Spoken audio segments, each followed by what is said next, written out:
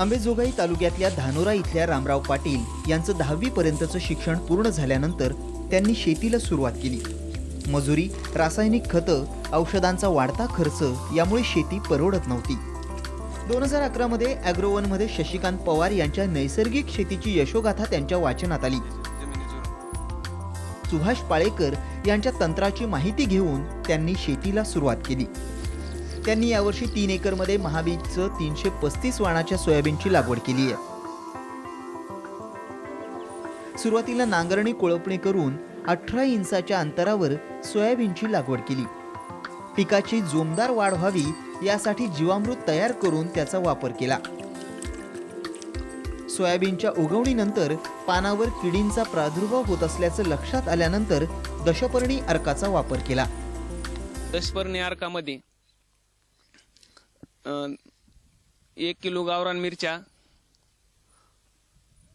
अर्धा किलो अद्रक, 200 ग्राम हळद आणि 1 किलो गावरान लसूण हा सर्व ठेसून घेतला आणि तो एका बॅलरमध्ये टाकला।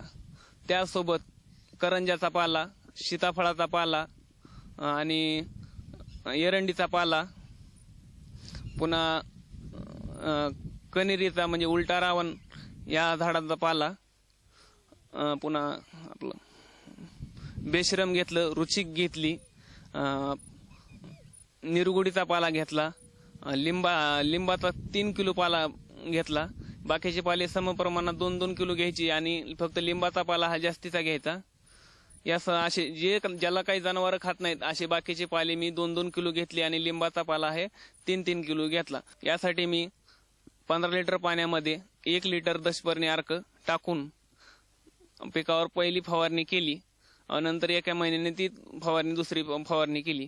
आता माझ्या सोयाबीनवर 100% कीटकाचे नियंत्रण आहे।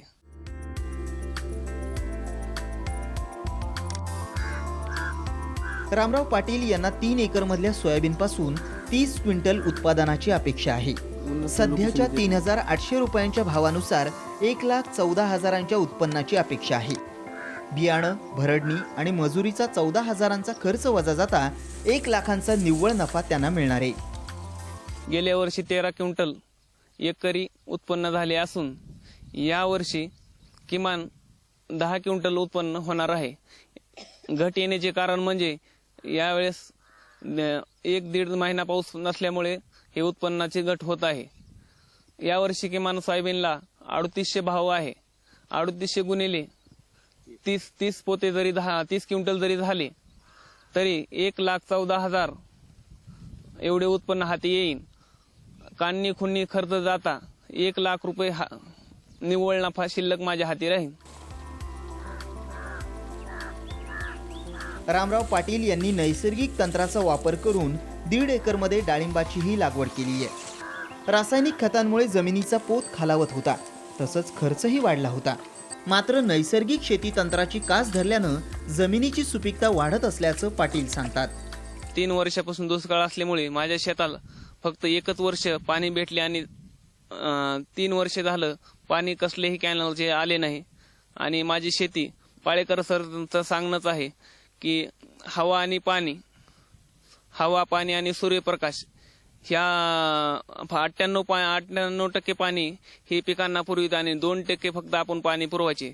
त्यांच्या मार्गदर्शनाप्रमाणे मी माझ्या विहिरीतून 2% या प्रमाणात पाणी माझ्या पिकांना देतो। त्या शेतीमध्ये चांगला पोत सुधारला असून आता माझी जमीन ही चांगली बळकटीकरणाकडे वळाली आहे। या समजा श्रेय ॲग्रोवन आणि पाळेकर सरांना जाते।